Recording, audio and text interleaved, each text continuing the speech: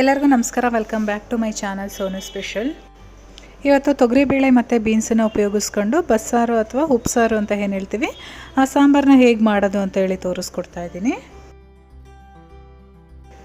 ಮೊದಲನೇದಾಗಿ ನಾನಿಲ್ಲಿ ಅರ್ಧ ಕಪ್ ತೊಗರಿಬೇಳೆನ ನೀರಲ್ಲಿ ಹಾಕ್ಕೊಂಡು ವಾಶ್ ಮಾಡ್ಕೊಳ್ತಾ ಇದ್ದೀನಿ. ನಾವು ಒಂದು 2 ಸರಿನಾದ್ರೂ ತೊಗರಿಬೇಳೆ ತೊಳ್ಕೊಳ್ಬೇಕಾಗತ್ತೆ. ತೊಳೆದಿರೋ ಅಂಥ ಬೇಳೆನ ಒಂದು ಕುಕ್ಕರ್ ಒಳಗಡೆ ಸೇರಿಸ್ಕೊಳ್ತಾ ಇದ್ದೀನಿ. ಅದೇ ರೀತಿ ಬೀನ್ಸ್ ಕೂಡ ನಾನು ಕಟ್ ಮಾಡಿ ಇಟ್ಕೊಂಡಿದ್ದೀನಿ. ಆ ಬೀನ್ಸನ್ನು ಕೂಡ ಸೇರಿಸ್ಕೊಂಡಿದ್ದೀನಿ. ಜೊತೆಗೆ 1 ಟೊಮೊಟೊನ ಅದರೊಳಗಡೆ ಸೇರಿಸ್ಕೊಂಡಿದ್ದೀನಿ. ಹಾಗೆ 3 ಕಪ್ ನೀರನ್ನು ನಾನು ಸೇರಿಸ್ಕೊಳ್ತಾ ಇದ್ದೀನಿ. ಹಾಗೆ ರುಚಿಗೆ ತಕ್ಕಷ್ಟು ಉಪ್ಪು ಹಾಕ್ಕೊಳ್ಳೋಣ. ನಾನಿಲ್ಲಿ ಕಲ್ಲುಪ್ಪು ಹಾಕ್ಕೊಳ್ತಾ ಇದ್ದೀನಿ.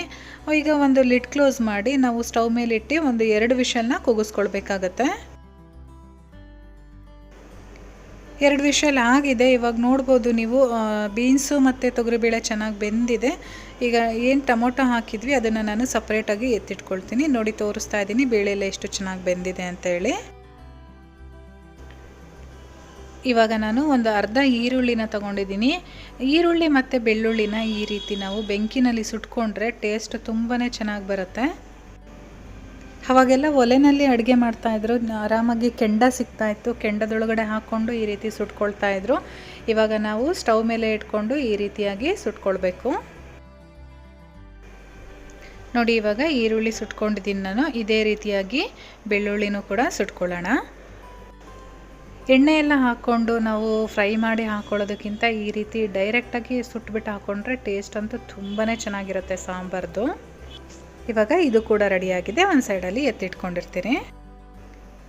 ಇವಾಗ ಇದಕ್ಕೆ ಬೇಕಾಗಿರೋ ಅಂಥ ಖಾರನ ರುಬ್ಕೊಳ್ಳೋಣ. ನಾನಿಲ್ಲಿ ಒಂದು 2ರಿಂದ 3 ಟೇಬಲ್ ಸ್ಪೂನಷ್ಟು ತೆಂಗಿನಕಾಯಿ ತುರಿನ ಒಂದು ಮಿಕ್ಸಿ ಜಾರ್ ಒಳಗಡೆ ಸೇರಿಸ್ಕೊಳ್ತಾ ಇದ್ದೀನಿ.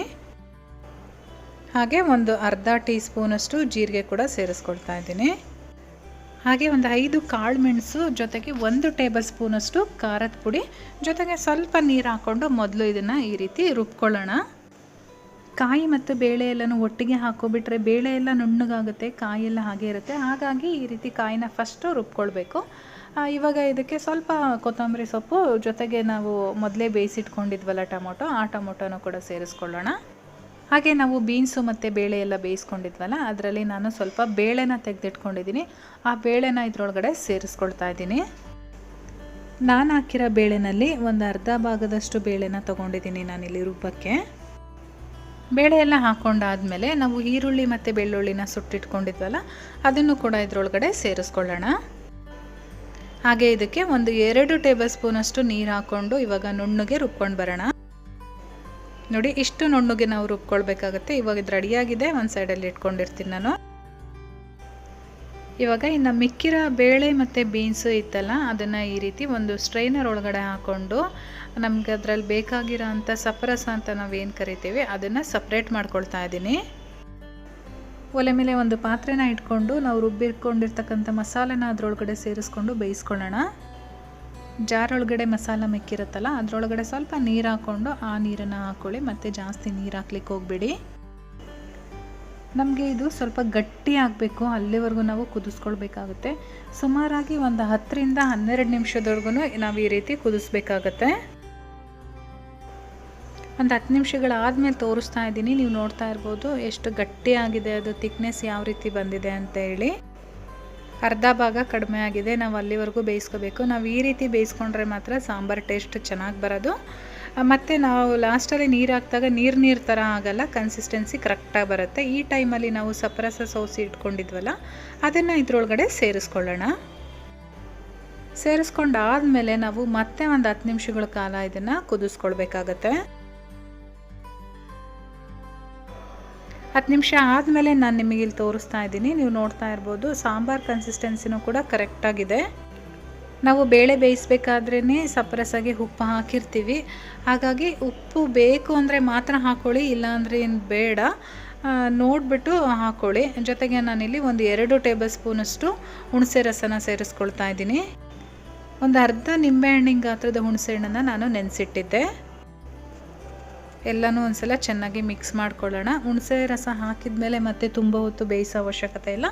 1 ನಿಮಿಷಗಳ ಕಾಲ ಕುದಿಸ್ಕೊಂಡು ಸಾಂಬಾರು ಎತ್ತಿಡೋಣ. ಇವಾಗ ಸಾಂಬಾರು ರೆಡಿಯಾಗಿದೆ. ಇದಕ್ಕೆ ಒಗ್ಗರಣೆನ ರೆಡಿ ಮಾಡ್ಕೊಳ್ಳೋಣ. ನಾನಿಲ್ಲಿ ಒಂದು ಚಿಕ್ಕ ಕಡಾಯಿ ತೊಗೊಂಡಿದ್ದೀನಿ. ಈ ಕಡಾಯಿಗೆ 1 ಟೀ ಸ್ಪೂನಷ್ಟು ಎಣ್ಣೆನ ಹಾಕ್ಕೊಂಡಿದ್ದೀನಿ. ಹಾಗೆ ಒಂದು ಅರ್ಧ ಟೀ ಸ್ಪೂನಷ್ಟು ಸಾಸಿವೆನ ಕೂಡ ಸೇರಿಸ್ಕೊಳ್ತಾ ಇದ್ದೀನಿ. ಸಾಸಿವೆ ಸಿಡಿಯೋಕ್ಕೆ ಸ್ಟಾರ್ಟ್ ಮಾಡಿದ ಮೇಲೆ ನಾನಿಲ್ಲಿ ಹಸಿ ಕರಿಬೇವಿನ ಸೊಪ್ಪನ್ನು ಸೇರಿಸ್ಕೊಳ್ತಾ ಇದ್ದೀನಿ.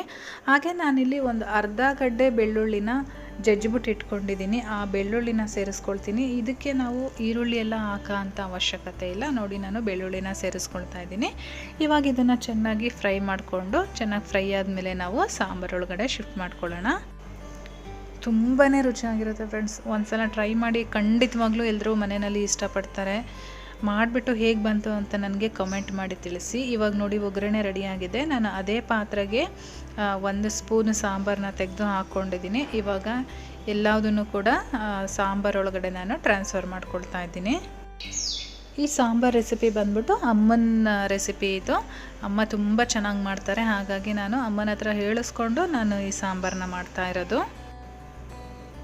ಫ್ರೆಂಡ್ಸ್, ಇವಾಗ ಸಾಂಬಾರು ರೆಡಿಯಾಗಿದೆ. ಇದನ್ನು ಸೈಡಲ್ಲಿ ಎತ್ತಿಟ್ಕೊಂಡು ನಾವು ಬೇಳೆ ಮತ್ತು ಬೀನ್ಸನ್ನು ಬಸ್ತಿಟ್ಕೊಂಡಿದ್ವಲ್ಲ, ಅದರದ್ದು ಪಲ್ಯನ ರೆಡಿ ಮಾಡ್ಕೊಳ್ಳೋಣ.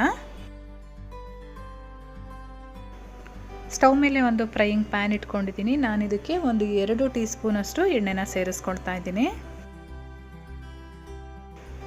ಎಣ್ಣೆ ಸ್ವಲ್ಪ ಬಿಸಿ ಆದಮೇಲೆ ಒಂದು ಅರ್ಧ ಟೀ ಸ್ಪೂನಷ್ಟು ಸಾಸಿವೆನ ಕೂಡ ಸೇರಿಸ್ಕೊಳ್ತಾ ಇದ್ದೀನಿ. ಹಾಗೆ ಸ್ವಲ್ಪ ಹಸಿ ಕರಿಬೇವಿನ ಸೊಪ್ಪನ್ನು ಕೂಡ ಸೇರಿಸ್ಕೊಂಡಿದ್ದೀನಿ. ಜೊತೆಗೆ ಒಂದು ಅರ್ಧ ಗಡ್ಡೆ ಬೆಳ್ಳುಳ್ಳಿನ ಈ ರೀತಿ ಸ್ವಲ್ಪ ಜಜ್ಜಿಬಿಟ್ಟು ಹಾಕ್ಕೊಂಡಿದ್ದೀನಿ. ಪೇಸ್ಟ್ ಮಾಡೋ ಅವಶ್ಯಕತೆ ಇಲ್ಲ, ಜಸ್ಟ್ ಈ ರೀತಿ ಕ್ರಷ್ ಮಾಡಿ ಹಾಕ್ಕೊಂಡ್ರೆ ಸಾಕಾಗುತ್ತೆ. ಬೆಳ್ಳುಳ್ಳಿ ಎಲ್ಲ ಫ್ರೈ ಆದಮೇಲೆ ನಾನು ಒಂದು ಅರ್ಧ ಈರುಳ್ಳಿನ ಮೀಡಿಯಮ್ ಸೈಜಲ್ಲಿ ಕಟ್ ಮಾಡಿಕೊಂಡು ಸೇರಿಸ್ಕೊಳ್ತಾ ಇದ್ದೀನಿ. ಈರುಳ್ಳಿ ಎಲ್ಲ ನಮಗಿಲ್ಲಿ ಗೋಲ್ಡನ್ ಬ್ರೌನ್ ಬರಬೇಕು, ಅಲ್ಲಿವರೆಗೂ ನಾವು ಫ್ರೈ ಮಾಡ್ಕೊಳ್ಬೇಕಾಗತ್ತೆ.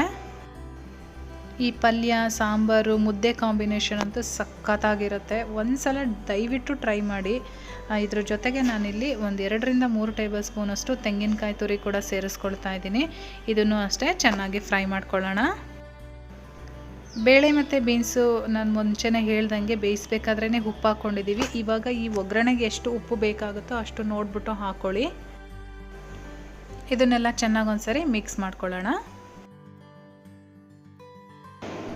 ಇವಾಗ ತೆಂಗಿನಕಾಯಿ ತುರಿ ಎಲ್ಲ ಚೆನ್ನಾಗಿ ಫ್ರೈ ಆಗಿದೆ. ಈ ಟೈಮಲ್ಲಿ ನಾವು ಬಸ್ತಿ ಇಟ್ಕೊಂಡಿದ್ವಲ್ಲ ಬೇಳೆ ಮತ್ತು ಬೀನ್ಸ್ ಎಲ್ಲ, ಅದನ್ನು ಇದರೊಳಗಡೆ ಸೇರಿಸ್ಕೊಂಡು ಚೆನ್ನಾಗಿ ಮಿಕ್ಸ್ ಮಾಡ್ಕೊಳ್ಳೋಣ.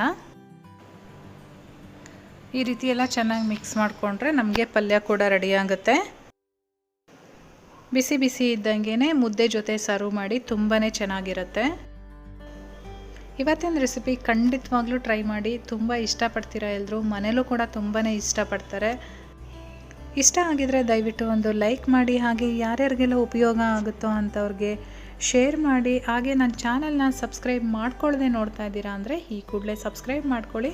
ಜೊತೆಗೆ ಪಕ್ಕದಲ್ಲಿ ಕಾಣಿಸೋ ಬೆಲ್ ಐಕಾನ್ ಮೇಲೆ ಕೂಡ ಕ್ಲಿಕ್ ಮಾಡ್ಕೊಳ್ಳಿ. ನಾನು ಮತ್ತೆ ಸಿಗ್ತೀನಿ ನಿಮಗೆ ಇನ್ನೊಂದು ಈಸಿ ರೆಸಿಪಿಯೊಂದಿಗೆ. ಅಲ್ಲಿವರೆಗೂ bye bye, take care, thank you for watching.